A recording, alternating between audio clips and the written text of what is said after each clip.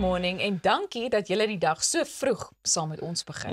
Ja, mos, soos die gesegde lui, die môre stond het goud in die mond. Goeiemôre, good morning. Hallo julle en meneer Thuis, wat sê jy? Wat sê die goudpryse en die aandele en die dinge vandag? Al soos ek weer eens sê, verkoop al jou goud en koop kripto. Grappie. Goed, so hy het nou gesê dit was net 'n grap gewees. Vrywaring daar. Maar ons het 'n baie lekker episode vir julle beplan. Ons gesels later met die Suid-Afrikaanse Hyrox wêreldkampioen Rebecca Nagel. Ons bespreek die prosedure wat vir glansganse soos Kris Jenner 'n nuwe voorkoms gegee het met 'n plastiese chirurg.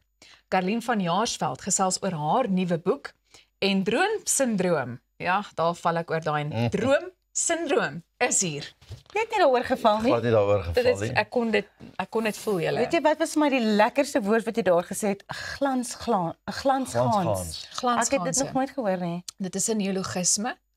Kyk, daar's nou Afrikaanse taallessies hier na die tyd, na die program. Okay, ek So sien die uit. tegniese span het gister geweet wat dit is, maar ja, glansgans is 'n celebrity. Oh, 'n Afrikaanse woordjie daarvoor. Well, let's stay with the glansglanse of the world. Glansglanse. Ja. Dua Lipa. Yeah. She's just done a 2-night tour in Wembley. She packed out Wembley Stadium. She had only one date planned and then went on to release more tickets and that also sold out. So dis 'n groot loopbaanmylpaal vir haar, maar sy's bietjie weird. A couple of months ago, she left fans shocked when she made a TikTok video saying how she likes to enjoy her Diet Coke. So what she does is she uses the Diet Coke and adds a little bit of pickle juice. And apparently that is the best way to enjoy your Diet Coke.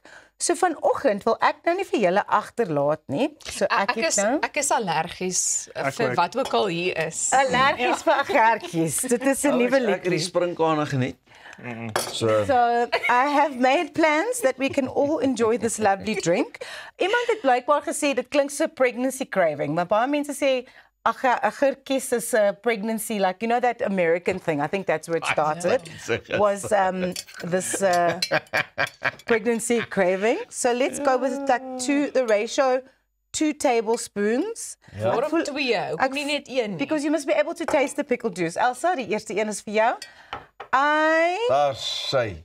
think that we should have Kyk nou net hierdie glansgans hier regs van my. I think we should have a cooking segment on this show where we do all these Thijs is strange, baie weird and opgewonde, wonderful hoor. things.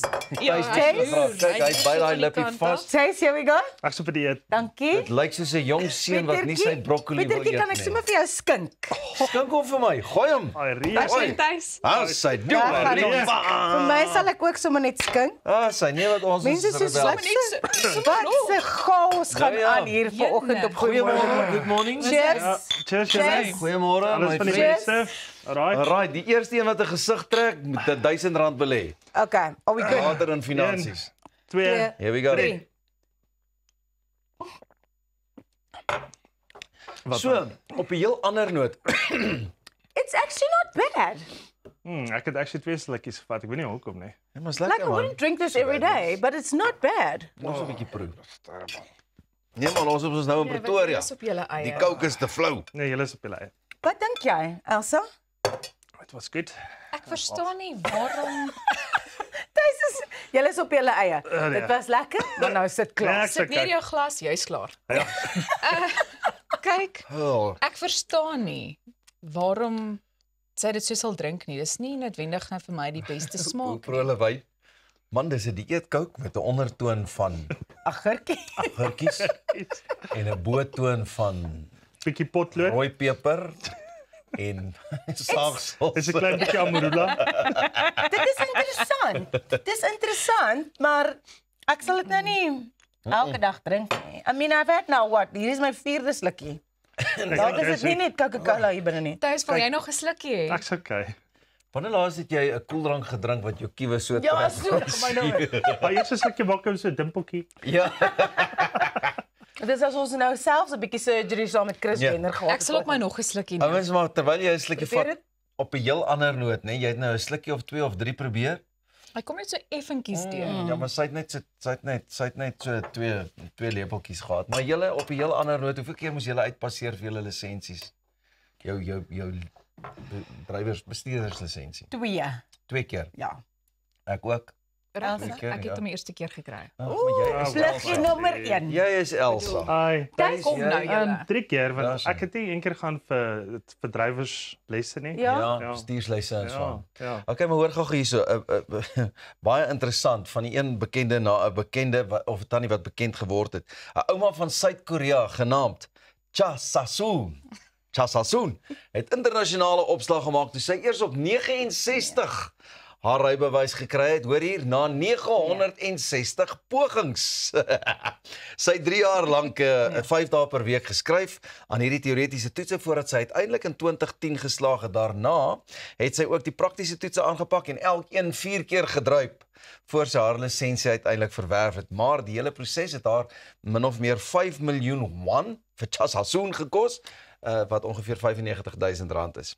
Cha wat in 'n klein dorpie groente verbou om te oorleef en dit was vasbeslote om haar bestuurslisensie te kry. Sy het net gesê sy gaan nie ophou nie en toe sy dit uiteindelik kry, het sy gesê dit voel vir haar of sy skool toe teruggegaan het skool toe, maar hier's die ding. Hyundai het sommer vir haar 'n voertuig gegee en gesê, jy's ook in ons volgende advertensieveld tog en dis meer. En ja, daar is sy. So kan jy jou voorstel. Aanhouer wen, letterlik. 960 keer. Ek weet nie of ek op die pad sal wil wees saam met Cha Sasoon nie. Self. Nee, Cha Sasoon se van moet verander na Cha later. So jy kan ook Cha getting there. When are you going to get your license? Soon. Soon, ja. No, that's my surname, Soon. Soon. Ja, but you got it later. Much later.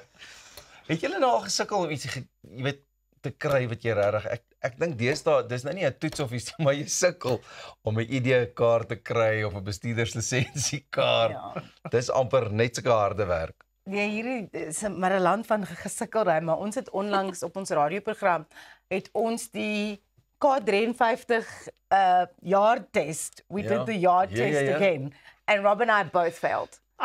But the instructor did say driving for the K53 and being a good driver Ja. are not necessarily the same same. thing. En hy het ook gesê dis baie makliker vir hierdie jonger klomp wat sê nou jy's 18, jy's in matriek. Hulle is in daai In daai zone. mindset of I'm studying, I'm getting all of the stuff right. Ek doen my mirror blind spot signal, al daai tipe goed, want hulle is in daai Ons in die zone. They in that zone. Ons is nou al so gemaklik met die Verstaan. bestuur en dinge. Ek dink 'n ou vergeet nou so nou en dan van die terugrol veral, jy weet, terugrol. Elsa ry net vinnig. Sy vergeet Ek van ry niks. vinnig. Ek het die parkering ook baie vinnig, dalk te vinnig afgehandel. Maar ek wil ook vir julle, ek weet nie of ek die res van daai storie moet deel nie. Slaar dit daar. Nee, maar jy kan ons maar net so op 'n klif Ek hang. het dit net gekry en ek het harsingskudding gehad terwyl ek moes gaan vir my lisensie. Jy sit Dis 'n storie vir 'n ander dag. Wat is die sitplekgordel storie? Ek wou nie wegtrek nie want die beampte wou nie sy veiligheidsgordel aansit nie. So daar was so 'n bietjie van 'n situasie, maar ons het dit toe laat gaan en ek het my lisensie gekry. Wat sê ek elke dag? Pluggie. Onthou hierdie gesprek is later op ons YouTube beskikbaar. Bly ingeskakel, net hierna kuier ons verder.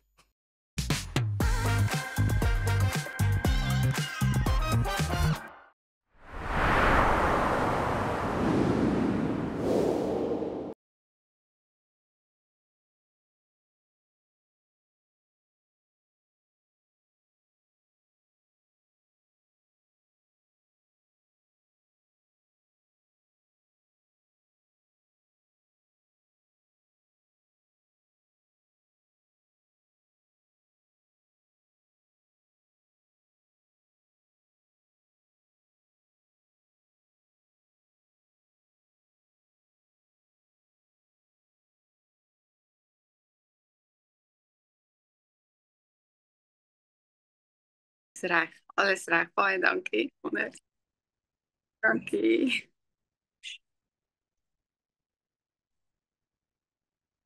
Baie dankie.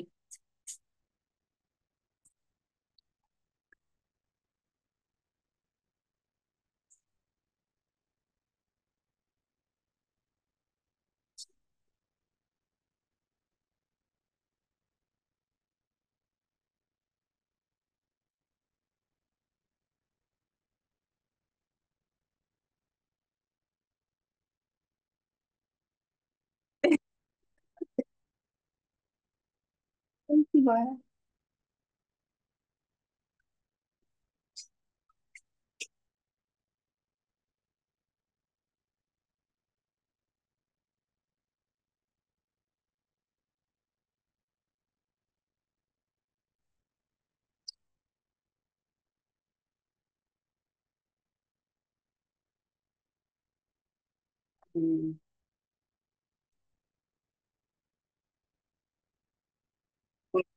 Baie dankie. Alles reg.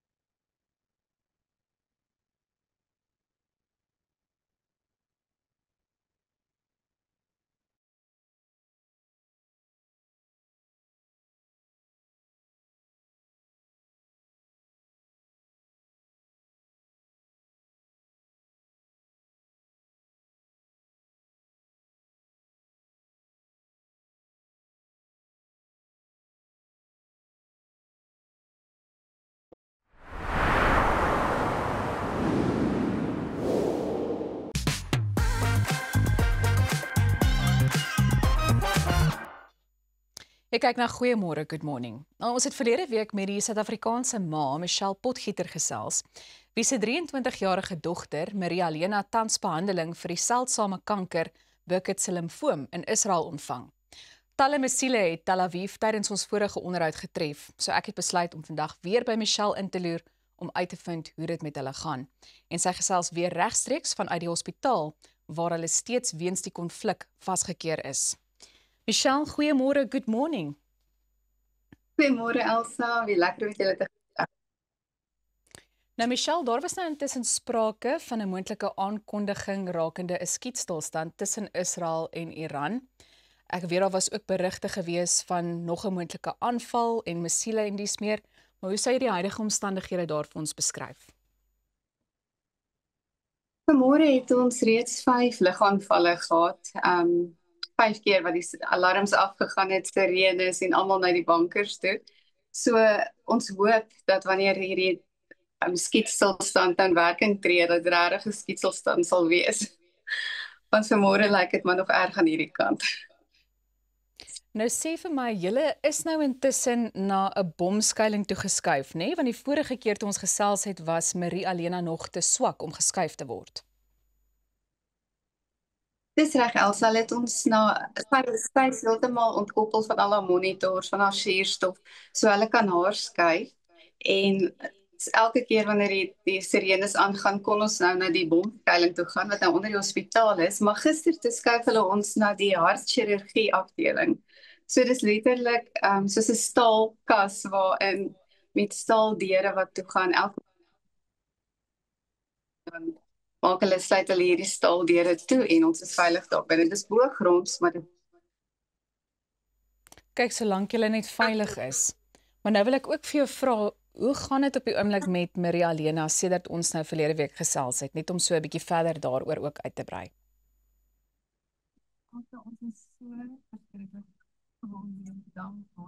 die dokters is baie tevrede met haar vordering en hulle het gesê dat haar bloedtellings al minder word, die kanker in haar bloed en dat die gewas in haar maag verklein. So ons is verskriklik dankbaar. Maak nie saak wat hier buite aangaan nie. Vir my is die belangrikste my kind wat gesond word. En die nader dokters in Suid-Afrika gesê daar's geen kans vir hulle nie. Hulle het alles gedoen wat hulle kon dat daar hoop is. Dis so lekker om hoop te kry, om goeie nuus te kry na 7 maande. Nou hierdie is dalk so 'n bietjie van 'n moeilike vraag, want dit lyk asof daar goeie vordering is met die behandeling tot dusver. Hoe lank dink jy gaan julle nog daar wees of daar moet wees? Dit is 'n baie moeilike vraag. Ons wonder self hoe lank ons hier saam moet bly, want hulle sê 'n maand nadat sy die CAR-T-selle teruggekry het, moet sy weer 'n CD PET scan doen. So dit is eers oor 2 weke, bietjie minder as 2 weke. So ons weet nie of ons nog gaan, ons dit gaan uitwag of ons praat met die dokters en hoor wat hulle sê. As hulle sê ons kan vlieg, dan vlieg ons. As hulle sê ons moet bly, daai maand uitwag, dan wag ons. So ons sal kyk soos wat dit goed uitspeel, ja. Nou kyk Michelle, iets wat in hierdie stadium steeds vir my uitstaan is jou onbeskryflike kalmte wanneer ons met jou gesels. So ek wil net vir 'n oomblik daarby ook stil staan. Elsa, ek weet dat die Here ons in die holte van sy hand hou. En hy sê hy bepaal ons daar, hy bepaal ons ingange en uitgange. En hy het soveel in Oekraïne en selfs om net hiernatoe te kan kom. En ons is so baie beleef. So die Here is vir my so naby. Weet van as ek my man verloor het. En die Here van gesê hy is my man en hy sien wat voor my uitgaan en ek kan regtig net getuig hierdie afgelope 3 jaar van dit ook oorlede is.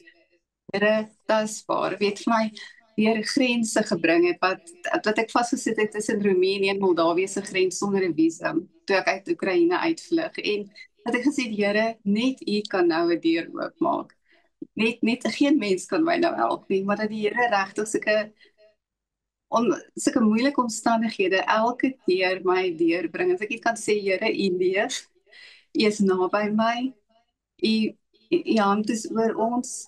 En weet die Here sê hy vat ons in ons regterhand en hy gaan voor ons uit en goedheid en guns sal ons volg. So daar is moeilike goed in hierdie lewe wat gebeur. Daar is oorlog, daar's dood, daar's kanker.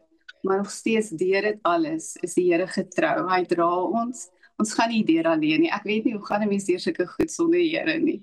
Maar hy is so naby aan my, nader as ooit. So ek beleef hom so tasbaar naby, ja.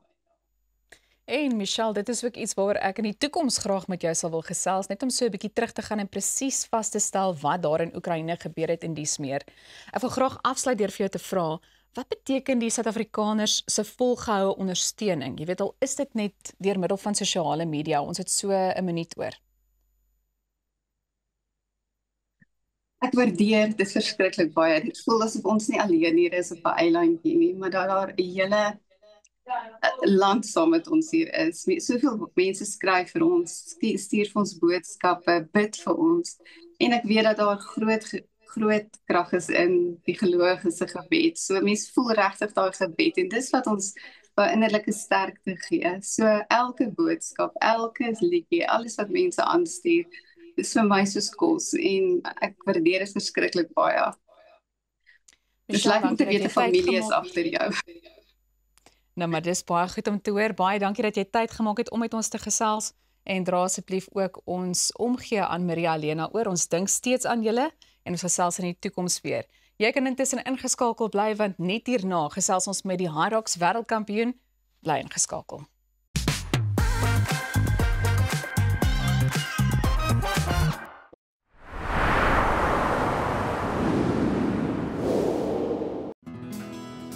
Dink aan jou inkomste as hierdie skapie se wol en hierdie skeermes. As jou huisverband, karskuld en as stygende lewenskoste afkom, bly daar nie veel oor nie. Jy kan nie 'n skaap verder as die vel skeer nie. Moenie dat skuld jou keel afsny nie. Kontak Skuldhulp vandag en ons sal namens jou met jou krediteure onderhandel om jou bates en waardigheid te beskerm. Skuldhulp, Afrikaans, regverdig, professioneel.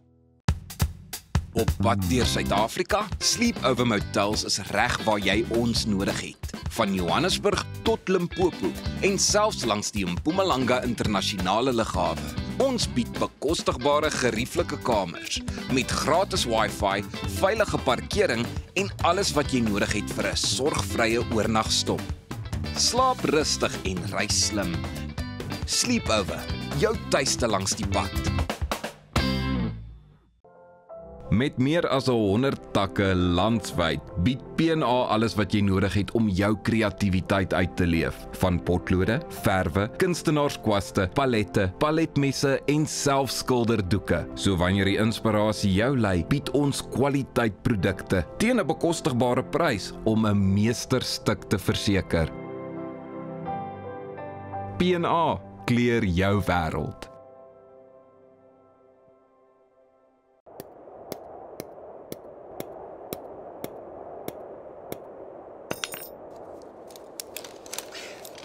Is it secure? Yeah, it's secure. Are you sure? Trust me, my guy. Okay, let's go. Don't let your investment slip through your fingers. Invest with a partner you can trust. Everest Wealth, the power of consistency.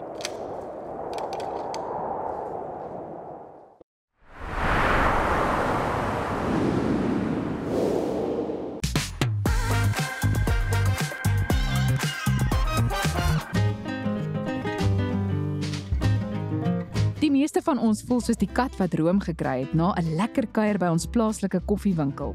Maar na een besoek by die Woodrock Cat Cafe in Kyalami, sal jy vinnig weet wie katjie van die baan is.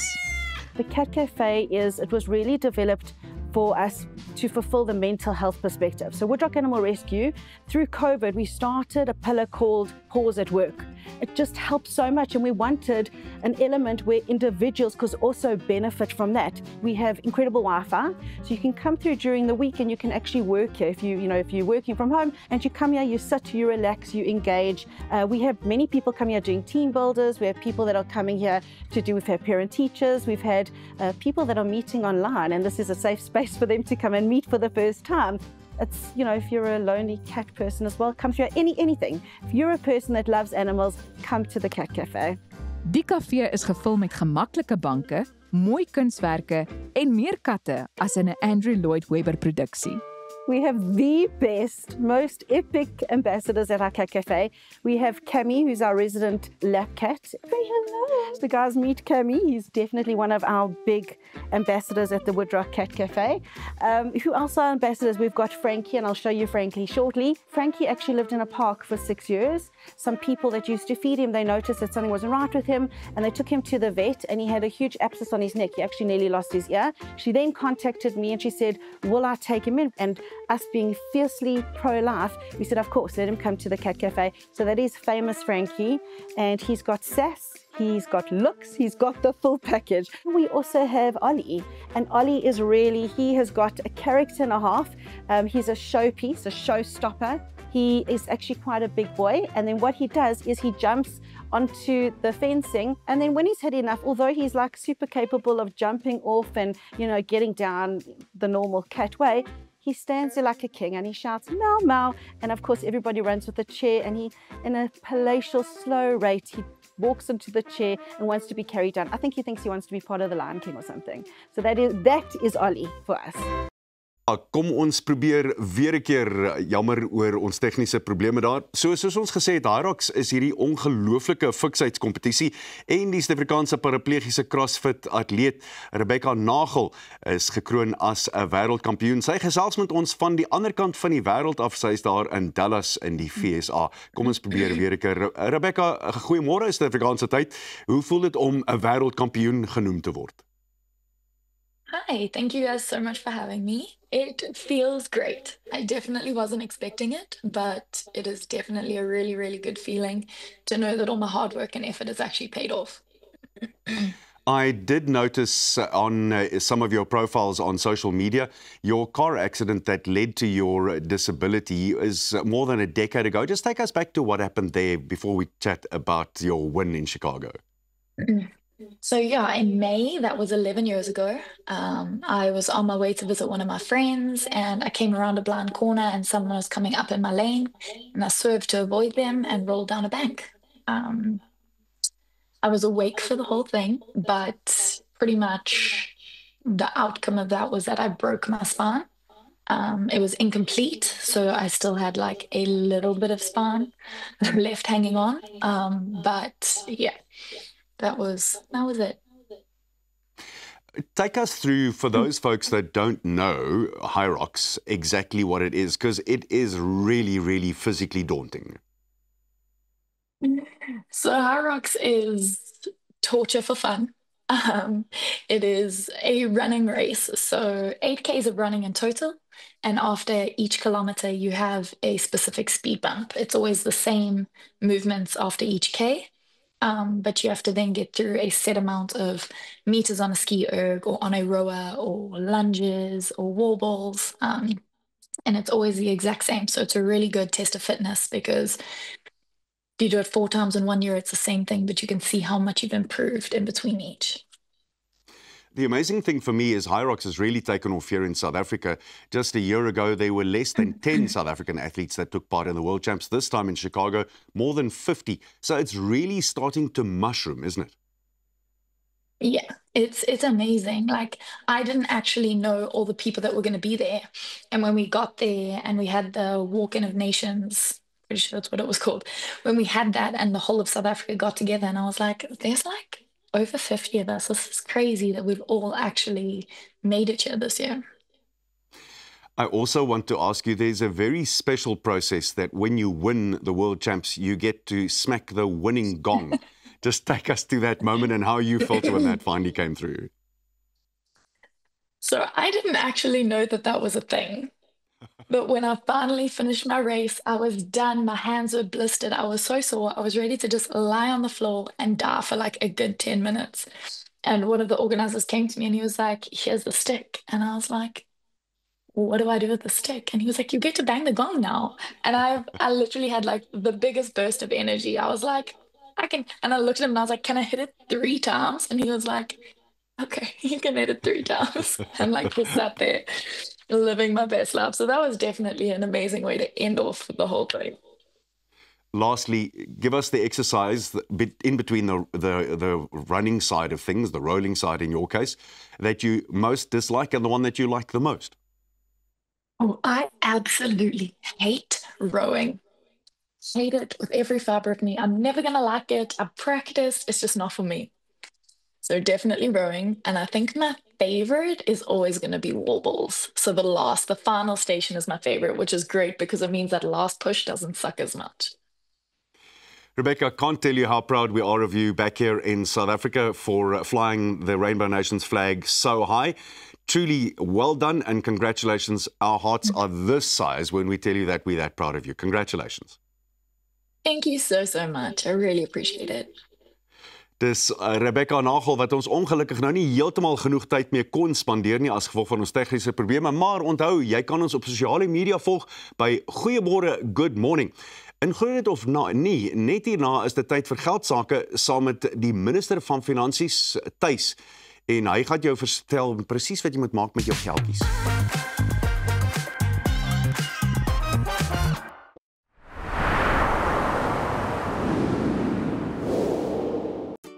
When it comes to scooters, mobilities, hoverboards, and kids' electrical ride-on cars, I proudly endorse iGlide, a company which is truly on top of their game.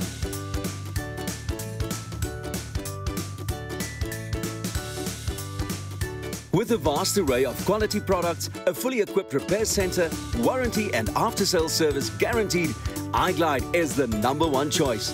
Contact them today at iglide.co.za. I lost my mom a few years ago. It was the lowest I'd ever felt.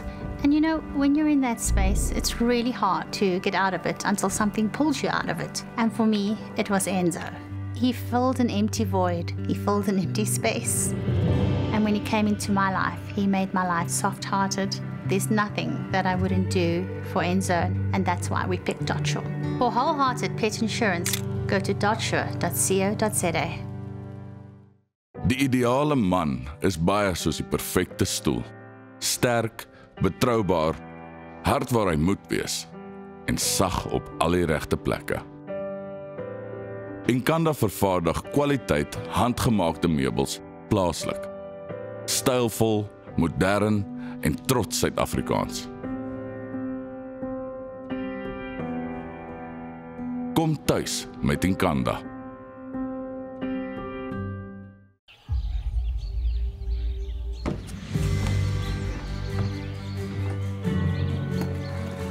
Investing in anything worthwhile takes dedication.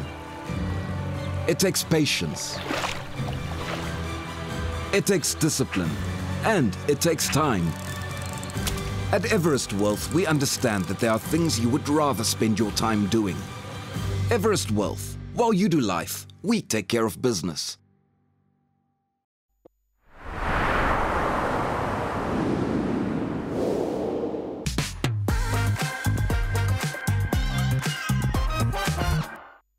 There has been a great shift in the automotive industry in South Africa. Certain brands have surged in popularity, whilst others have declined. To find out more, Tace is joined by Cherry's Director for Strategy in Africa, Neil Hariram. Well, Neil, nice to see you. So just we actually have something in common before we start off with the interview, and it's called the Lions Rugby Team.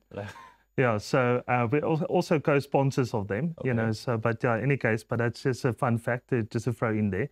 But Neil, some of the car brands are struggling in South Africa. How has Cherry basically managed over the last year? Tace, firstly, thank you for having us. Thank you. We're very humbled to be here. And I think that word of humble needs to come through. Cherry is the second surge into South Africa. From 2021, we've re-emerged as a subsidiary before we were part of a distributor. So the model changed completely for us. We went from a focusing on small vehicles, and then we started focusing on SUVs, where the global trend has become. And then secondly, we gave the South African consumer value. Yes. So if on the legacy brands, you'll have to pay extra for certain items. Where we plan our products, we make sure you're getting everything in one package. So you're getting the value for money that South Africans are actually looking for. And so you bang for your buck, basically. Oh, great. So, but when we look at the Cherry models, which one is your top seller, if I want to put it in that way? Okay, so the Tigo 4 was launched first in November 2021. And currently we're doing about 1,200 cars per month. So that puts us as the second best-selling SUV in South Africa, behind the Corolla Cross. Okay. Which is produced here. So that's a we're very proud that we have those amount of customers in our cars every month, and they're seeing the value. Okay. And it's critical for us to continue giving the value to our customers. But we also have a very strategically planned network. So it's a mixture of the big groups and independents. So the whole business value chain is covered. Great. So just stopping on the Toyota part of the entire thing, because you guys are quite competitive towards them and they're manufacturing in South Africa. Cherry, are you guys importing all of your cars at this stage, or are you also manufacturing in South Africa? So firstly, to the legacy brands, we have a lot to learn from them. They've paved the way for us to where we are today. Yes. And it's critical for us to respect that. For us in the future, we will be launching more brands as a Cherry Group. So we have Cherry, which is our mainstream brand, which is our major volume seller, which is doing about 2,000 cars a month. Okay. We have Armada and J-Crew, which is doing about 900 a month. And in the future, we'll have Lepas and our EV brand called Ica. Now, what this covers the entire spectrum for different consumers. And we have different dedicated network lines which cover different consumer bases. So this is very important for us. We have 60,000 customers over the last 3 years. That's a big value for us. A lot of people are coming in, trusting our brand, and we are currently tracking at 20% higher than we were last year. Excellent. Right. On the future, on the production side, we do understand that we are a critical volume mass at the moment, where we are investigating, where a feasibility study is in place for the last 6 months on local production. If we have a volume ambition going forward, and we want to meet that, we need to have some sort of local production. Right. Let's talk about some challenges in the consumer market at this stage, because inflation is under control, but we have other elements that basically also plays a role. With our GDP that's not really growing, the jobless figure just growing, etc., etc. And then if we're going to look at the fuel prices, especially now, also coming along. So let's talk about hybrid models. Are you guys also getting into that space at some stage? So as a group, as of last Friday, we have a new energy vehicle, NEV models for each of our models. Okay. So the Tigo Cross HEV, the Tigo 7 PHEV, the Tigo 8 PHEV, and the Tigo 9 PHEV, which we're launching pretty soon as well. Excellent. And this gives us range, so we can go up against the diesel consumer, yes, which we're very popular with the Pakis and so forth, which we can get up to 1,200 kilometers on a tank. Really? That's on the PHEVs. Yeah. So a full tank and a full charge. Yes. So the system works together to give the best value. And then on our Tigo Cross Hybrid, can do up to 1,000 kilometers on a tank on a small SUV. And we're starting off at 439,900. So I wanted to ask you the price range on it. So we're actually putting the value, taking the value back to the customer. That's excellent. And going forward, just to give you a fun fact from my side, we hardly do price increases. Over the last few years, we try to maintain the consumer pricing. I think we did in 2002, 2003, we did about a 3,000 Rand per model increase. So the idea is to maintain the space of the price band. So the consumer that we're targeting is still maintained. It's not a 10 or 20% or 15% increase. We're trying to maintain that for our dealers' profitability and for our consumer value. So I've also read, on your website that you guys actually have a ratio of about 98% of, parts always being available to you guys. How do you maintain that? Is it because of your distribution channel? Is it because of just good management? Because if there's one thing, especially on the German-made cars, not naming any in the model or whatever the case is, but there seems to be always a lack of some parts that's not always available. Okay, so I'm going to answer this question in two parts. Yeah. The first part, Chery is an exporter out of China. For the last 22 years, we have been the #1 exporter of automobiles and parts out of China. Interesting. Right, so we know how to export. Yeah. We haven't focused versus other Chinese brands on exporting. Okay. Right, and then the second part is our team. Chery is a very intense place to work. Yes. But on the Chery sales side, we have JJ Bottas, who is the GM of the brand, and his team has done a great job on the sales specific and development network. And on the after sales side, we've got an expert in Floris de Toit, who his team is absolutely amazing. It's one of our biggest staff content in his department. So we have a lot of experts that are actually driving the strategy and the rollout to our network. Well, it does definitely show that you guys know what you're doing. But in this consumer market, just quickly in 20 seconds, is there any challenges that you guys are facing with the, the exports, imports, thing with the Donald Trump administration? So as our CEO, Tony Liu, speaks about it, these are challenges, but these are opportunities for us. Okay. So yes, we do understand there's certain areas that, the challenges with the Donald Trump tariffs and whatever else. But in that case, that opens up our avenue to the non-traditional markets to have access to. Okay, great. Oh, well, see you guys again.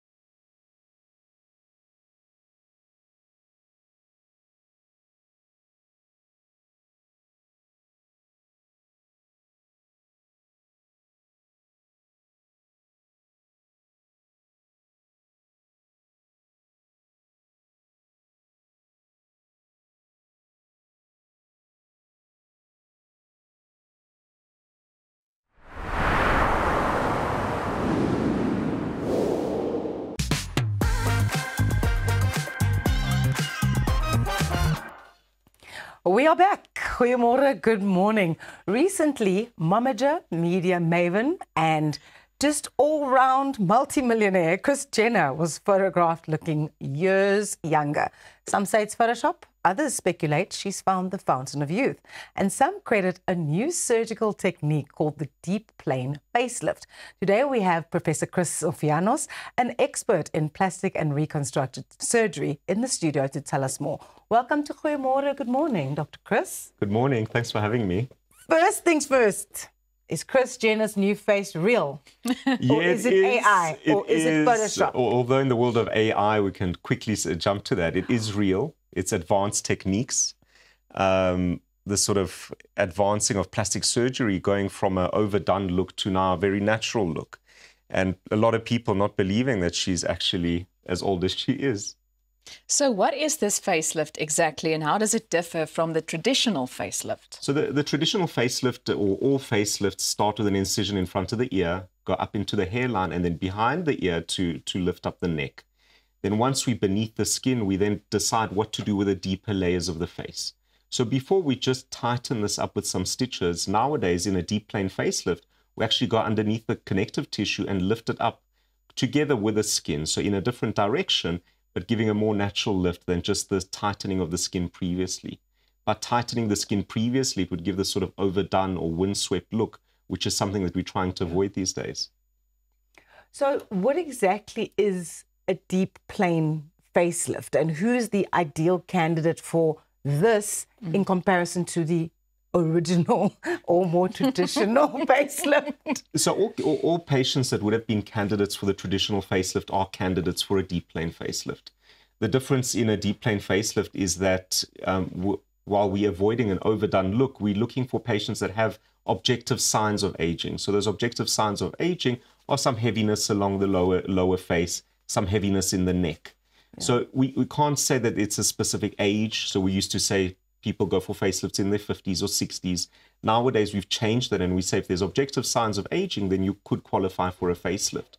What's changed is that we're looking at patients individually rather than just having a set list of criteria and coming up with an overall surgical rejuvenation plan for them. And since you are referring to age, I want to know, how does a deep plane facelift address signs of aging compared to other facelift techniques? So we age in a number of layers. So we age at the skin level, we age in the connective tissue, and beneath the connective tissue we have fat. So with the new techniques, instead of just aiming to address the skin, we're addressing all the layers of the skin. So we're starting off by going beneath the skin, we then lifting up the connective tissue, which is the area which descends the most with regards to aging. We're lifting that up to a better position, we're vertically pulling it up. And that's the vertical restore part of the technique. So once we've put that descended connective tissue up in a better place, we then drape the skin lightly over. Instead of tightening the skin and having this tension or pulled look, we're putting all the tension beneath that. But as I said, it's a number of layers that we need to address. So with Kris Jenner, it's probably not just a deep plane facelift, but it's other things such as fat grafting. So that's injecting fat into areas that have deflated. So when we talk about aging, we talk about descent and deflation, deflation being loss of fat. And that's what I think she's had replaced as well in her face. So is a deep plane facelift something that you should do if you've already had a traditional facelift, or can you jump straight into the deep plane pool? Absolutely. You can jump straight into the deep plane pool. So we have a lot of patients that are coming through for the first time, exploring a facelift, and the deep plane facelift is the gold standard in facial rejuvenation. The benefit is if you've had one of the older techniques, the deeper layers of the face are essentially untouched. So you can have, although the risks are slightly increased with regards to skin and lifting up the skin, that virgin area beneath the connective tissue allows us to do a deep plane facelift, even in those patients that have had previous facelifts. So it's a good answer for both the new and older patients that have had previous procedures. And the procedure specifically, how long does it take? It takes about 3 to 4 hours. So that's, excluding going into theater, being put to sleep, waking up. So it's about 3 to 4 hours of actual operating time. And that's just the deep plane facelift component. If we're adding fat grafting, a blepharoplasty, which is an eyelid lift, that adds a bit of time to it. So ultimately, if we're doing a full facial rejuvenation, we could be in theater about 5 to 6 hours in total. Wow. Obviously, nothing is a magic bullet and everything comes with its own set of risks. What are some of the risks involved in a deep plane facelift procedure? Absolutely. So when we talk about risks, we look at surgery risks and specific risks. So surgery risks, that's bleeding, infection, risks of anesthesia, although anesthesia is very safe these days. And if we look at the facelift specifically, because we're lifting up the skin or we're separating the skin from the deeper connective tissues, certain patients are at high risk, and those are patients that smoke, so we can't do this procedure in smokers. Patients that have other chronic comorbidities, we'd have to look at more specifically. So we have a risk of poor wound healing, where we incise or where we cut to lift up the skin. We have other risks of the actual wounds are closing up completely, bleeding, infection, as we said. And the biggest risk with regards to deep plane facelift is facial nerve injury. So the facial nerve is the nerve that supplies the motor part of the face. So that allows you to smile, open and close the eyelids, etc. And the body's quite smart in keeping these nerves beneath the connective tissue. And what we're doing in a deep plane facelift is we're actually going into that layer where the facial nerve lives. And for that, you need specific training. So deep plane facelift can't be done by just anyone. It's done by plastic surgeons. It's done by plastic surgeons with specific training in the technique. And other steps that we take in theatre is having a neurophysiologist in theatre that follows the nerve and allows us to stimulate different structures to make sure that we're not injuring the nerve. A lot of the time, just by operating close to the nerves, it does create a bit of swelling. So sometimes there is a bit of weakness in the face, but that tends to resolve with time. And what is the typical recovery time? So as with any surgical procedure, the wounds themselves should be closed at about 2 to 3 weeks. Especially with deeper tissue manipulation, we do expect some swelling and bruising that tends to settle over about 4 to 6 weeks. The final sort of swelling will be gone by about 3 to 6 months, but a final appearance, that's where the scars are flatter, lighter in color, that's up to a year post-op. Most patients do go back to work at about 3 to 4 weeks down the line, lighter activity even sooner, from about 10 to 14 days. But realistically, I tell all patients that we're looking at a year ahead. So even with Kris Jenner, I'm not sure she had it and then sort of appeared on the stage. There's always recovery associated with the procedure. And especially when we add things like fat grafting and other ancillary procedures, it does take a bit longer. When you get to doing the procedure, you've spoken about having specific training and all of that stuff. Are there sometimes surprise elements that you find, or are you able to do with new technology all of the kind of looking into exactly what's happening underneath the layers of the skin, so you don't get to the operating table and, oh, surprise, you've also got to do this now? Absolutely. I think there's always going to be surprises in theatre, and that's where the training comes in. So to do the straightforward procedure, a lot of people can do that, but when there's complications or where there's difficulties, that's where the specific training is important. It's difficult to assess pre-op, knowing exactly what you're going to find when you go in. Certain things that increase the difficulty or increase the risk of complications are, like we said, previous facelifts. Injectables, things like a Sculptra or fillers in the face as well, do increase difficulty. Before the procedure, obviously having a good examination, a good history, having an open and honest consultation with the patient prepares you for that. And preparation for the procedure is also improving the patient's comorbidities, so blood pressure, diabetes. Obviously, like we said, smokers aren't candidates for the procedure. Having all that optimized before surgery makes surgery easier and more predictable.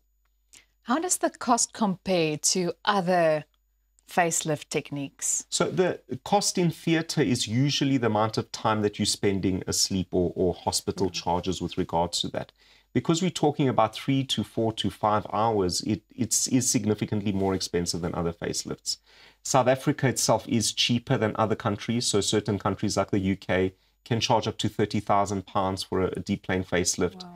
Places like the US up to $200,000 for a facelift. So from a worldwide stage, we are better priced, and that's why we do have a lot of overseas people coming in for the procedure. It's cheaper for you to fly in, spend a few days here, have your procedure, and then fly back than actually having it in your home country. So in South Africa, we'd say up to 250,000 Rand for the procedure itself. And that's about an all-inclusive price. That's surgeon, hospital, anaesthetist, follow-ups. However, each patient is different. And that price is ultimately the number of procedures that you're going to have at one time and the time in theatre. I want to talk a bit about the impact of social media. So now we've seen these pictures of Kris Jenner looking decades younger. and people think that this is just something that they can do, then they can also look like Kris Jenner. And social media does tend to give people a little bit of, I guess, body dysmorphia in like, oh, I don't look like that. I must do everything I can to look like that. So there's a psychological aspect as well. Absolutely. It's really difficult, the situation that social media has put us in, because we're seeing a snapshot of, for example, Kris Jenner. She's looking amazing. But what we don't see is the decades of skincare routines, the regular facials and peels, the money, the money, the other procedures that she's had. So it does create body dysmorphia, and that's a problem that we are dealing with at the moment. So a lot of the times in our consultation, because we ask a lot of questions, you do get a feel of those patients that could be body dysmorphic. And those patients, unfortunately, no matter how many procedures you do, you won't improve their psychological state. So those sort of patients we try not operate on, although it's difficult to spot in advance sometimes. Unfortunately, with the way the world is going, we're seeing everyone on social media. This is how I want to look. The deep plane facelift is the answer, although it's not always the answer. It's one of the steps in that ultimate look that you're looking for.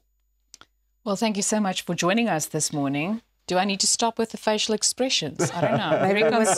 Maybe we're doing too much. We need to kind of be a little bit more stoic. You guys are looking great. I don't think you need anything yet. Thank you so much, Dr. Chris. What a pleasure. Nou, dis al waarvoor ons nou tyd het, maar bly ingeskakel want net hierna gesels Rosanne met Caroline van Jaarsveld oor haar nuwe boek. Definitief 'n insiggewende gesprek wat wag, so ek is seker daarvan jy wil bly net waar jy is. Gaan maak sommer vir jou nog 'n koppie koffie of tee. Ons is nou weer terug.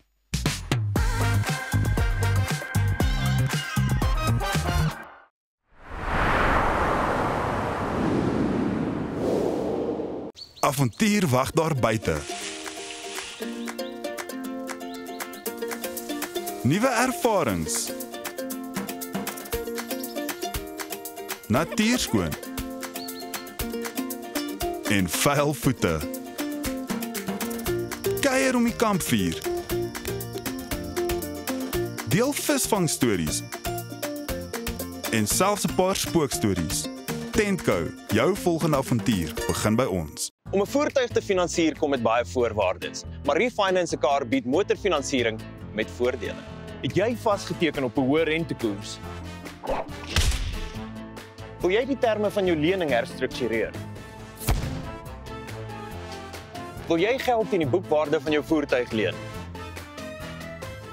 Of kort jy finansiering op die koop van 'n privaat voertuig? Refinance 'n Car het 'n oplossing vir jou. Refinance 'n Car, motorfinansiering met voordele. Jy kan maklik duisende rande op goeie kwaliteit verf spandeer. So waarom nie in 'n goeie kwaliteit verfkwas of roller belê nie? By Hamiltons innoveer ons al sedert ons bestaan in 1811. Ons word vertrou deur die kundiges en aanbeveel deur topverfvervaardigers. Gehalte gereedskap vir 'n gehalte afwerking. Vra vir Hamiltons by jou hardewarewinkel.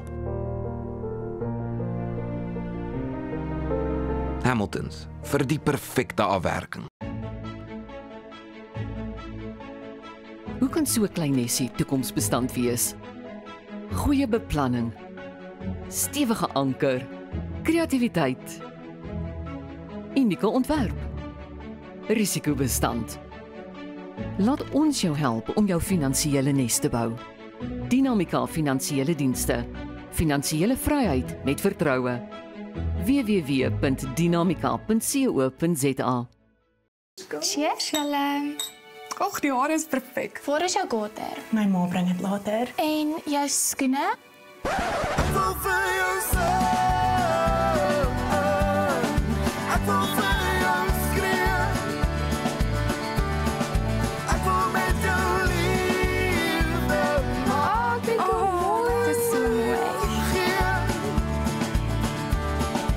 Beskikbaar aanlyn, valleyboutique.co.za. Vir meer as 22 jaar is jou finansiële vryheid Finbond Groep Beperk se prioriteit. Ons waarborg jou kapitaal en 'n beter rentekoers al is die eksterne omgewing stormagtig. Deur jou kuponkoers oor 5 jaar te kapitaliseer, kan jy kyk hoe jou gemiddelde jaarlikse rentekoers uit sy nate bars. Voel weer goed oor jou finansiële gesondheid met Finbond Groep Beperk. Tesenfees geld.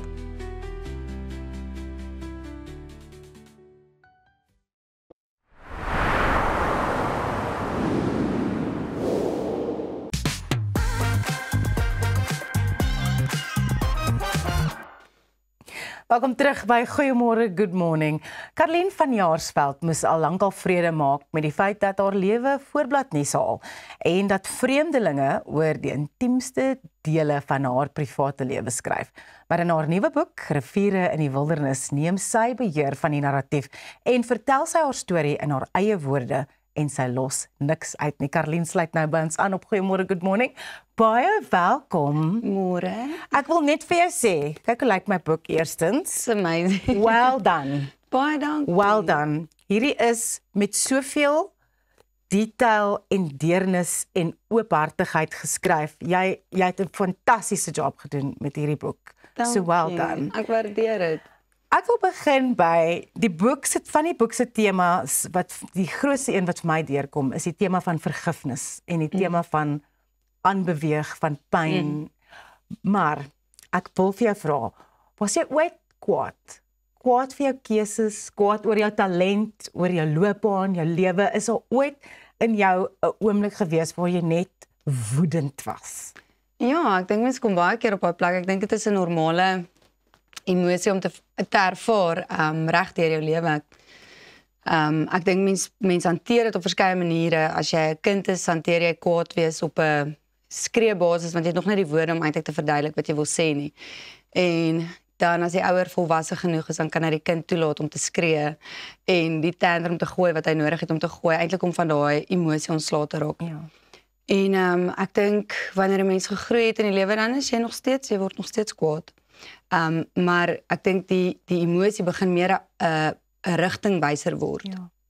In plaas van om in totaliteit oor te gee aan die emosie daarvan. So jy kan eintlik weet, maar waar kom die kwaad vandaan? En dit op 'n ander manier hanteer. Maar ja, mens word kwaad. Jy is baie gelowig en geloof speel ook 'n groot rol in die boek. Jy gebruik baie van jou die godsdiens wat in jou lewe is en 'n groot rol daarin speel in hoe jy die stories in die boek vertel. Hoekom is dit so belangrik vir jou om vas te hou aan jou geloof? Ek dink dis die riekelm waaruit ons gebore is. Ek dink nie ons kom vanuit 'n stof of ons bestaan nie net in 'n stof bestaan nie. En ek dink alles kan aards wees en jy kan net weer terugkeer tot stof, maar jou original geboorteplek is vanuit die Vader van liefde uit. En ek dink om dit te kan onthou en om dit te kan erken en onthou jy iets van jouself en jou ware wese. Anders sal dit alles wees, Salomo het geskryf wat hy sê, alles is 'n gejaag na wind, of alles kom net weer tot stof. En dit is vir my definitief so, as jy nie jou identiteit kan onthou vanuit 'n voortyd uit nie, 'n tyd voor tyd bestaan net nie, want dit is waaruit ons waarlik gebore is. Hier is maar net 'n oorgangsfase weer. Karlien, jou stem, en ek het dit in die inleiding gesê, is van jou af weggevat op soveel verskillende maniere, en nou het jy dit weer ontdek, en nou hoor ons jou in jou eie woorde. Hoe was die proses vir jou om jou storie te kan vertel op jou manier, nie deur ander mense se paaladvertensies of voorblaaie nie, jou woorde op jou manier? Ek was nie eintlik so erg daarop om my storie te vertel nie. Ek het baie goed vir myself geskryf deur die jare heen, soos as ek 'n klomp goeie sien soos Facebook inskrywings of aanmerkings of koerant opskrifte of voorblaaie, en jy weet, ek het absoluut niks daarmee te doen nie. Dis half of hierdie persoon gebou is in die publiek, en ek kyk ook so na, jy weet, al die goed wat die mense van ons sê, maar dit is vir my twee aparte identiteite. Ja, hulle staan apart van mekaar. So ek het so gevoel daar was 'n narratief wat oor haar opgemaak was, en dit was die narratief van die mensdom. En ek het gesit met die ware narratief, en ek voel altyd, as 'n mens nie oorgaan in 'n vleeslike oorlog nie, dan kom daar 'n stadium waar die waarheid regtig verkondig word van die dakke, sonder dat jy jou mond ooit hoef oop te gemaak het. En ek moes dit leer, ek moes dit op 'n baie harde manier leer, wat ek God regtig moes vertrou het, toe hy vir my gesê het, ek moet stil bly, en ek moet niks terug sê nie. En hy het my so in fyn detail kom leer oor byvoorbeeld goed soos om die eerste klip op te tel en te gooi. Ja. En hoe hy net iets verstaan het van daai klip waarmee hulle gegooi het, was nog eintlik die wette van Moses. En ek dink, ons doen dit baie gereeld en baie daagliks met mekaar, want ons sit ook nog vas, dink ek, binne in 'n Moses-era waar daar een persoon voor staan en 'n woord bring, terwyl die woord binne in elkeen van ons lewe, en eintlik moet ek hoor, wat se gedig het jy geskryf, en wat se lied het jy geskryf, wat se woord het jy by God gekry, wat het jy gedroom, wat se visioen het jy gehad. Dis eintlik, dink ek, hoe kerk lyk en hoe die liggaam lyk, om so te kan deel met mekaar. So, ek het geweet, daar's ware woorde wat aan my binnekant lê, en dit het tyd gevat om uit te kom, en ek het dit net met myself gedeel op 'n stadium. Ja, en toe is ek eintlik gevra om hierdie boek te skryf, en toe het ek al hierdie goeders bymekaar gemaak oor die jare heen, en toe het ek gevoel, ek het die hele tyd vir God gevra of is dit wat ek moet doen, en ek verstaan toe dis die regte tyd vir dit, want daar's geen kwaad nie, daar's geen woede nie, daar's nie 'n plek van maliciousness of onvolwassenheid waarmee ek het betree om te sê, jy sê, ek wil so graag iemand net terugkry oor wat hulle net gesê het, jy weet, of gedoen het. Wat ook net 'n menslike reaksie is, né? Dat mens net wil terugveg en jy wil maar ek sê weer, ek dink dis daai twee verskeie identiteite waarna jy kan staan. Jy kan of vreeslik reageer en dan rig jy skade aan, maar as jy vanuit jou geestelike identiteit iets kan verstaan en daaruit praat of daaruit skryf, dan is dit tot stigting van 'n klomp mense. Ja, dit is soos wat jy in die boek skryf, daar is altyd twee dinge in alles. En dit kom so sterk voor. Jy is deur ongelooflike moeilike tye in jou lewe. Jou dogtertjie wat siek was, jou egskeiding, die publiek se menings oor alles. Maar jy bly so positief en jy bly maak dat daai trauma actually nie regtig jou identiteit word nie. Hoe doen mens dit? Jy sê dit, ek dink ek's blootgestel aan baie traumatiese gebeurtenisse van ons baie jonk was. Ja. En ek dink net ek ken soveel kante van die lewe dat ek het al soveel mense sien verander, baie mense naby aan my, en ek het gesien hoe God te werk binne in hulle doen, en dat hy regtig, as hy sê, hy stuur 'n woord uit na die aarde, en dit sal nie leeg na hom toe terugkeer nie, dan is dit wat hy sê. Die woord wat hy uitgestuur het, sal nie leeg na hom toe terugkeer nie. En ek dink my hoop is op dit, my hoop is nie noodwendig op mense nie. Ek het geleer om nie te hoop op mense nie. Ek het 'n hoop wat binne in hom lê, en binne in sy oog lê. Ek dink dis die grootste ding van die mens sekerlik in 'n vleeslike natuur wat verander het, is die oog van die mens. As ons nou terug gaan na Genesis 2 toe, dan hier is Genesis 3. Dan sê die slang, hy het nou gehoor, julle mag nou nie eet van die boom van kennis van goed en kwaad nie. Dan sê hy, ja, want God het gesê ons sal sterwe. Dan sê hy, nee, maar julle gaan nie sterwe nie, maar julle oë sal verander en julle sal verstand kry om kennis van goed en kwaad te kan onderskei. En dis nou die interessante ding vir my. So hulle het verstand gekry asof hulle nie verstand gehad het nie. En hulle oë het verander asof hulle oë nie kon sien nie. En daarom haal Jesus goeders aan soos om te sê, plaas sê julle is blind, maar nou sê julle kan sien. En ek dink ons is met blindheid geslaan, want al waarna ons kyk is na uiterlike kleipotte gemaak met ons eie bedoelinge en ander mense se bedoelinge en dinge wat hulle aan ons gedoen het of goed wat ons deurgemaak het, terwyl daar 'n lig binne in hierdie kleipot eintlik vasgevang is. En om daai te kan begin herken is vir jou oë om te verander. Ja. Ek wil jy weer net bietjie stil staan by Ella se siekte. As mamma, jy voel so magteloos as jou kind pyn het en jy kan dit nie wegvat nie. Het jy ooit net gesê, kyk God, luister jy, hoor jy, sien jy wat hier aangaan, maak dit net reg. Ja, jy sien definitief. Ek het 'n hele paar keer op daai plek gekom en ek onthou met haar eerste baie groot operasie, sy het soos 21 of 22 keer narkose gehad. Soos 'n regtig traumatiese ervaring om narkose te kry, maar met die eerste groot operasie was sy 1 jaar oud gewees en hulle het haar buik oopgesny, soos heeltemal van links na regs. Hulle sny so snit, maar hy's groot. En toe moet hulle nou eintlik op 'n soos 'n 2 mm aar werk. Dit is 'n baie klein aartjie waarop hulle moet werk om 'n bypass te doen. Dis om 'n alternatiewe roete eintlik maar te maak vir die bloed om dan nou deur te gaan, want ons nou 'n blokkade gewees. Prys Here. En toe hulle oopsny en hulle sê nee, maar die radioloog het 'n fout gemaak. Haar are is nie oop nie en hulle kan nie die bypass doen op hierdie aar van haar nie. So ek net so gaan sit en vredig sê I don't know. Ek weet nie meer nie.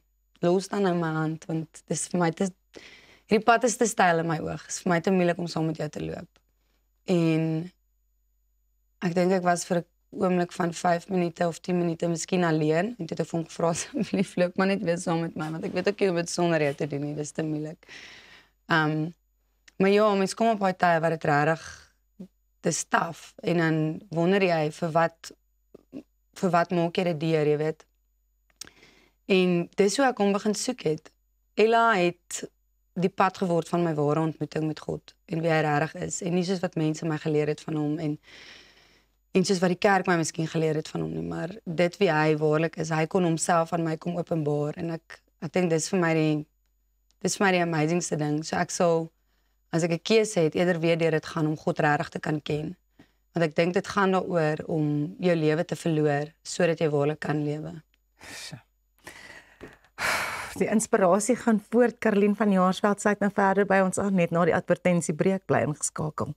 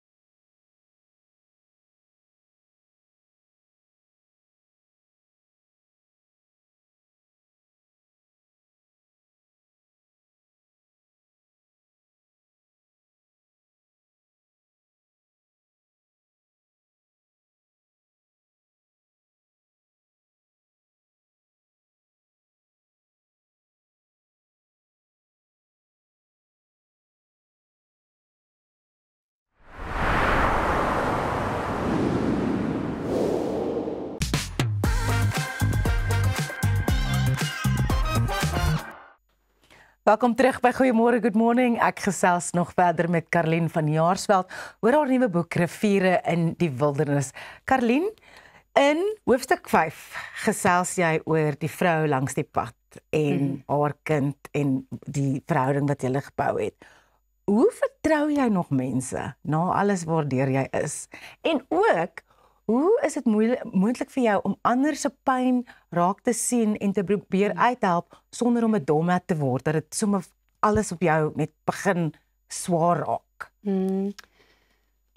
Ja, kyk, ek dink as 'n mens 'n empath is dit nogal baie moeilik om afstand te doen van die emosie wat ander mense dra. Ja. Maar byvoorbeeld, ek het soos 'n regtig baie diep passie vir kinders en child abuse en sulke goeie. So, is baie ander sal ek regtig in my bed lê en soos iets wat my oorval, wat ek net huil oor kinders wat ek nie ken nie. En my man weet dit al, so hy sal maar my rug vry om sê, okay. Maar ek voel, daar's 'n mate van pynverligting wanneer 'n mens in mekaar se pyn deel. Daar's ook 'n skrif wat sê, ons moet bly wees wanneer dit tyd is om bly te wees, en ons moet hartseer wees saam met mekaar wanneer dit tyd is om hartseer te wees. En ek dink daar's 'n pynverligting wat gebeur binne in daai oomblik, as ek kan huil saam met die dogtertjie wat miskien nie op daai oomblik terwyl dit met haar gebeur kan huil nie. Of die seentjie. Miskien is dit hoekom dit so werk. Miskien is dit hoekom ek daai emosie beleef. Ek probeer vir myself ook sin maak van dit, jy weet. Miskien as ek saam met iemand die las dra, dan is dit ligter. Ja.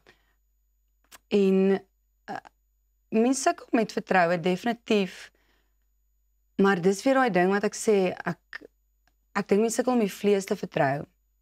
Ek dink as ek weer kom staan langs jou en ek besef die grond waarop jy staan is heilige grond, want is iets wat God geskep het. En die grond waarop ek staan is heilige grond, want is iets wat God geskep het. Dan word dit 'n neutrale stuk aarde, waar ek vir jou kan lief wees, en waar jy vir my kan lief wees, en ons kan actually iets anders van mekaar raak sien, jy weet, daar's nie ego betrokke nie. Nou is nie ek is groter as jy, of jy is groter as ek, of jy weet, daar is net nie daai tipe dinge nie. So, ja, om vir beide te kan kyk, ek dink daar woon 'n plek van vertroue binne in daai spasie. Hierdie boek gaan ook baie oor jou eie persoonlike groei, en ek wil gesels oor die verhouding wat jy nou as 'n volwassene het met jou pa, wat jy as kind en tiener en in jou grootwordjare amper nie gehad het nie. Ja, ek dink dit het my baie voorberei op om iets te verstaan van die vaderwond wat vandag die hele aarde eintlik volmaak. Ek dink die grootste verwonding oor die aarde, as ek dit kan so eksplisiet kan sê, dink ek dit is die vaderwond. En die moederwond is weer 'n ander ding, is 'n amper 'n dieper wond as die vaderwond, maar die vaderwond is major en dit hang rond in elke gang, in elke straat. En ek het ook met dit groot geword, en ek dink God het my toegelaat om begrip te hê vir dit, want so het my seuns ook, jy weet, ook 'n groot vaderwond. En is so amazing vir my hoe God alles weet, en as jy hom vra hoe hy dit met jou sal deel. Want toe ek swanger is met die tweeling, toe sê hy vir my eersgeborene se naam moet Elia wees, die een wat eers uitkom. Ja. En ek het toe gesoek oor Elia, en ek sien toe die laaste boek in die Bybel is Maleagi. En Maleagi se heel laaste skrif eindig af met God wat eintlik 'n banvloek oor die volk wil stuur, maar hy sê voordat hy 'n banvloek oor die volk stuur, sal hy iemand stuur wat die Vader en die Seun harte aan mekaar weer sal versoen. En hy sê eintlik vir die volk, ek het 'n probleem met die Vader en Seun verhoudinge. Daar's 'n probleem met hoe die Vader na die Seun kyk en hoe die Seun na die Vader kyk. En daarna bly God vir iets soos 400 jaar stil, wat hy met niemand praat nie. Daar's geen gerugte, niks van iets wat God gesê het nie. En dan die eerste een wat hy sê Elia sal eers moet kom. Iemand sal moet kom in die gees van Elia, maar teen Maleagi 3 vers 6 dink ek is Elia lankal weg opgeneem in die hemele.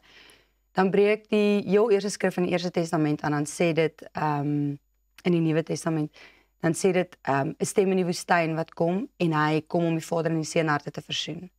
En dis Elia wat kom, maar sy naam is Johannes die Doper. Maar dit is interessant, want mense gaan nou sê ek praat van reïnkarnasie en goeders, maar dis regtig so in die Bybel geskryf, ek maak hierdie goed op nie. Jesus sê dan later vir hulle, want hulle sê, ja nee, maar Elia moet eers kom, en sê, ek sê vir julle, Elia het al gekom. Hy is Johannes wat gekom het. So Johannes die doper en Elia se mantel lyk verskriklik baie dieselfde. In die fisiese ook, hulle dra 'n mantel van kameelhare, eet heuning, hulle dra leergord, hulle stap in die woestyn, baie dieselfde ding wat hulle albei gedoen het. En Elia het gekom om die seun en vader harte te versoen. En so het Johannes die doper dieselfde ding gedoen. En so het God my Elia geroep om iets te verstaan van die verbrokkeling van 'n vader en seun verhouding. Want hoe kan jy versoen as daar nie eers verbrokkeling was nie, of as daar nie eers 'n seerplek was nie. So dis die ding wat ek dink mense moet verstaan, die wonde wat jy opdoen op die aarde is vir jou terugherstel na jou ware identiteit en na dit wie jy geroep is op die aarde om te wees. So elkeen van ons kom herstel eintlik iets binne die bruid. En as jy stap binne in jou roeping en Elia stap binne in sy roeping en ek stap binne myne, so herstel die bruid en so kom 'n nuwe hemel en 'n aarde. So word ons almal opnuut gebore. So ja, dit was vir my seun so 'n moeilike pad, maar dit is sy pad en is iets wat hy moet verstaan en ek het volle vertroue dat daar versoening sal wees op die aarde vir hom ook in die Vaderbond. Baie dankie Karlien. Ek kan nog vir julle uur met Karlien gepraat het. Die boek is uit. Die boekbekendstelling is by die Klein Kaap Boutique Hotel op die 26ste Junie. Ja. Maak seker jy kry jou kaartjies. Baie groot dankie aan jou Karlien van die Maasveld dat jy ons aangesluit het. Dankie.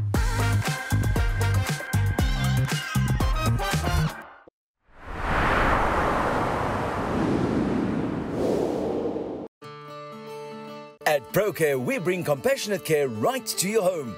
With tailor-made care packages ranging from 8, 12, 24 hours to full living services, we ensure that your comfort, dignity and well-being are always our priority.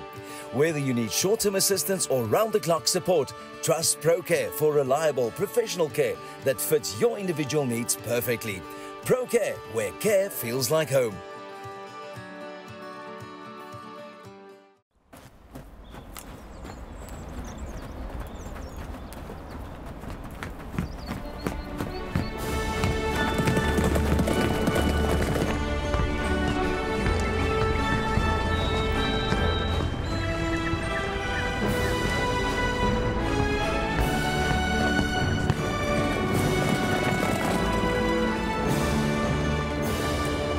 Los skuld agter met Afriskuld.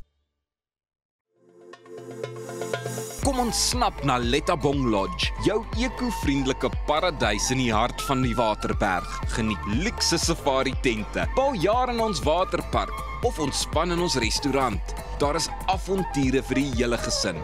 Van wildritte tot staproetes, daar's iets vir almal. Ervaar die rustigheid van die Bosveld, net 2 uur vanaf Pretoria. Boek nou by Lettabong Lodge, waar onvergeetlike oomblikke wag. Whether your style is trendy, classic, or whether you are more practical, with an impressive range from classic gold to colorful fashion pieces, Hallmark has been providing quality timepieces at affordable prices for more than 30 years. Hallmark has a style for everyone and every occasion. Leave your mark with Hallmark. Weekends are there for you. To braai 'n chop, to enjoy the game. And all those other things. From mowing the lawn, removing grime, rust-proofing the braai, and even refinishing the bath. Rust-Oleum's wide range of products will get the job done, so you can get back to enjoying the things you love.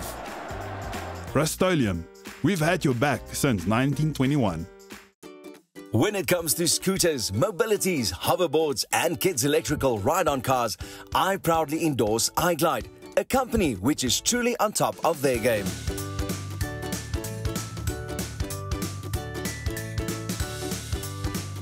With a vast array of quality products, a fully equipped repair center, warranty and after-sales service guaranteed, iGlide is the #1 choice. Contact them today at iglide.co.za.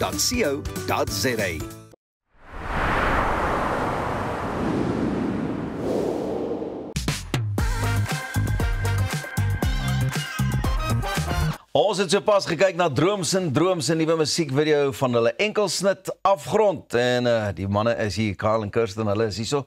En manne, hartlike goeiemôre.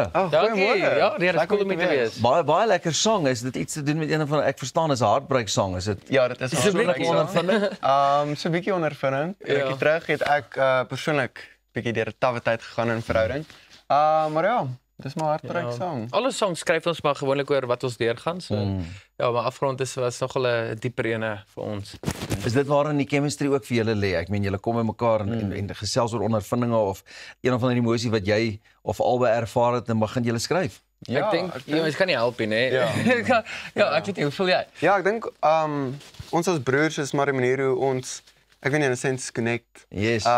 Ja, space shared experiences en dan vat ons dit en skryf songs daaroor, of dit nou happy vibes is of breakups of whatever, ons vind die middelweg, ja. Het julle ooit gedink julle gaan so saamwerk? Ek meen saam 'n loopbaan hê, saam vorentoe dink en dinge doen? Ek dink vir my en Karl was dit soos ons het nog altyd van kleins af het ons het gelike om saam te speel en saam moeilikheid te maak of whatever te doen. Ja, ons is tegniese tweeling. Tegnies, so is ons 7 jaar verskil. Ja, 'n paar jaar verskil maar tegnies. Ja, so vir ons was dit nogal ek dink dit was baie fun toe ons besluit het om so en 'n bietjie begin join toe ek want ek's 'n bietjie ouer. Ek het vroeër begin musiek maak en hy wou al dieselfde instrumente as ek gedoen het en ook gesing het want hy wou nou obviously doen wat ek doen. Toe sê ek vir hom nee, ons kan nie albei dieselfde ding doen nie. So doen jy 'n bietjie dromme en ukulele of whatever. En ja, en toe op die einde toe na COVID het ons begin saam jol en ek dink toe gebeur daar iets magical want dit was nie so sal ek sê cool, toe ek op my eie was. Nee, ek het al my slegste songs daai tyd geskryf en ek het nie shows gehad nie. En ek dink toe Kyle inkom en ek dink ons het net daar was 'n baie fun vibe lekker ding gebeur. Jy's nog op skool ook? Ongelukkig. Graad 12, né? Graad 12 uiteindelik. Dis amper daar, dink jy klaar daar. Ek skryf actually na toets. Hierna. Okay, so ons gaan vinnig met jou gesels oor 'n halfuur. Ja. Kan ek langer praat? Ek wil eintlik die toets skryf. Ja. Gits, hier's 'n tegniese probleem, ons gaan 'n halfuur jou tyd sê. Julle toer saam, raak julle nooit 'n bietjie haaks met mekaar, jy weet, laat 'n ou voel, nee wag, 'n bietjie breek nodig. Ek dink omdat ons broers is, verstaan ons mekaar so goed. So ek dink en ook omdat ons van kleins af saam groot gemaak was, beklei ons baie min. Ons beklei, ek dink eintlik ons sal stry, maar genoeg van die bekleier en die stryry. Ons praat musiek. Julle het ook nou onlangs Engels begin doen en bietjie oor see gaan toer al of het julle net ons is op pas uitgesteek? Gaan julle dit? So hoop julle die mense gaan ook lei aan die Drooms daar over the seas. Dit sou cool wees. Ons gaan nou oor letterlik oor bietjie minder as 'n maand gaan ons Amsterdam toe saam met Spoegwolf en Rhino Velvet. So ons gaan kyk bietjie of ons hulle daar kan aansteek. So ons is nog baie vars. Ons het nou daaroor gepraat 3 jaar is eintlik nie lank in die bedryf nie. Al baie langer ken. Dit is baie cool, maar ja, baie reg gekry in 'n 3 jaar tydperk. Ag, dankie. Ja, ons so vir ons om net te kan gaan is klaar so cool. So ons sien baie uit en ek sê vir hom ons gaan nou met sy matriekvakansie moet vier want hy gaan einde van die jaar kan nie, maar dan toer ons weer en show en ja. Julle moet weer vir my kom kuier. Vreeslik baie dankie vir die inloer so vroeg vanmôre en mag jy 'n goeie môre stamp kry op daai vraestel van jou. Kirsten, baie dankie vir die kuier. Dis alwaarvoor ons tyd gehad het vir môre, weer eens 'n heerlike propvol program. Môreoggend 6:00 is ons weer hier op ons pos op Via vir jou goeiemôre, good morning afspraak. Ons sien jou dan. Hoop jy het 'n lekker dag.